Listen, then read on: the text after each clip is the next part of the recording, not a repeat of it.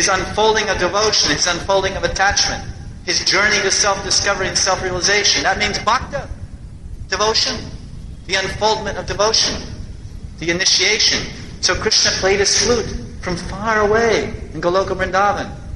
And he invited Brahma, please come, now that you're there, you're on the lotus. Now please, enter the lotus of my heart. Please enter the lotus of my heart by devotion, by surrender. So Krishna's flute went through the universe. It left the groves of Vrindavan, and it left the reaches, the precincts of Goloka Vrindavan, Brajaloka. And when that flute went out throughout the Paravyam, and then it crossed over the Karna Samudra. And as that flute crossed the Karna Samudra and entered into the universe where Lord Brahma was sitting on top of the lotus flower, that original sweet sound of Krishna's flute became the sound of Pranava Omkar.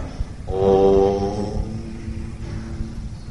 The Omkar entered into Brahma's ears. The Pranava Omkar, the Mahavakya, the great sound. And when it entered his ears, it went to his heart. And as that primordial sound of transcendental vibration entered Brahma's heart, he became established. He became established and fixed in Sambandha Tattva, Abhideya Tattva, and Prayojana Tattva. He became fixed in his relationship with the Lord. He began to move his heart towards the Lord in the practice of sadhana. And he understood that the prayojana, the necessity and the goal of his attainment, the goal of his endeavor, was the loving embrace of the Lord. And as he continued at austerities, now that he was elevated and had established his relationship by accepting that sound vibration and accepting that invitation of the Lord was very pleased with Brahma. Then the Lord showed him Vaikuntha. He was so pleased. And then when Lord Brahma saw the Vaikuntha planets, then he bowed down with great gratitude and appreciation for the mercy bestowed upon him by the Lord. And then the Lord, seeing the humble attitude of Lord Brahma, then he extended his hand and he shook hands with Lord Brahma. And he said, I'm very pleased with your tapasya. I'm very pleased with your austerities. Now hear from me the Chatu Shloki of the Bhagavatam. So he spoke the Chatu Shloki. And then bhakti was spread from that point. From the beginning of creation, bhakti was spread through Brahma's heart, through the heart of all the jivas. Because Garbhadakshay Vishnu then wanted to increase his lila.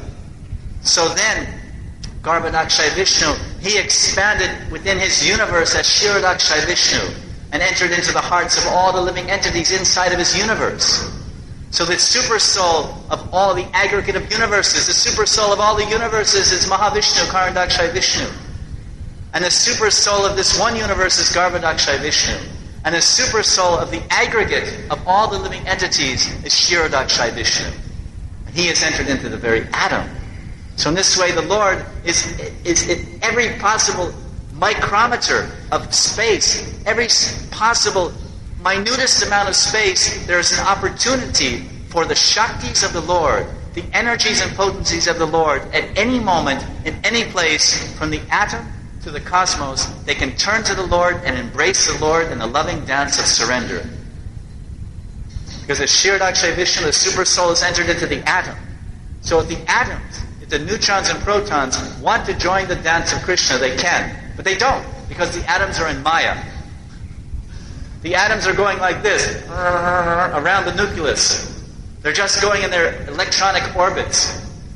But the super soul is there saying, hey, come with me and join with me. And they say, no, we're busy. We're busy spinning around. Because there's jivas everywhere. Sarvagata. The jivas are in the atoms. The jivas are in the everywhere. In the fire, in the earth. Everywhere are jivas. So wherever there are jivas, the Kshirodakshay is there waiting. Here I am. Come on, baby. Give me your loving embrace. Krishna is there. The beautiful form. Beautiful, long, black, curly hair, lotus eyes, and blue face, and 4 arms. He has 4 arms. The reason the super soul has 4 arms because he knows you're very tricky. He knows that we conditioned souls are very tricky. We want to, if he only has 2 arms, we may wiggle out. We may wiggle out and escape. So Kshirodakshay Vishnu doesn't manifest 2 arms like Krishna. Because once you get to Krishna's planet, 4 arms aren't required anymore. 2 arms he can keep you contained. But for the conditioned souls in the material world, Vishnu has to manifest 4 arms, so then when Kshirodakshaya embraces the conditioned soul, there's no chance you can wiggle out and escape his loving embrace. Because 2 arms, you're locked up tight. Not even Houdini could get out of that locking arms. So this is Kshirodakshaya Vishnu.